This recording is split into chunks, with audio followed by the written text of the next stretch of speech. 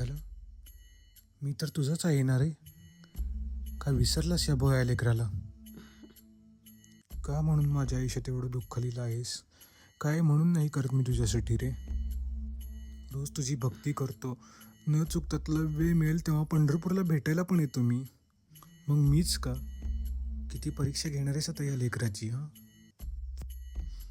अरे, माझ्या वयाची सगळी पोरं, सगळे मित्र, सगळे सेटल झाले आणि मी फक्त माझं एक स्वप्न पूर्ण करायचं आहे रे. एक चांगला कलाकार व्हायचं आहे, त्यातही तू माझी साथ देत नाही. आता नाही रे सण होत. हे जग सोडून जावंसं वाटते. पण नुसतं श्रीहरी जरी म्हटलं ना तरी तुझा चेहरा समोर येतो रे. म्हणून विठ्ठला, शेवटचं दर्शन घ्यायला आलं होतं तुझं. मी गेल्यावरती माझ्या आईबाबांना सांभाळ. हां, अरे सांभाळ स्वतःला.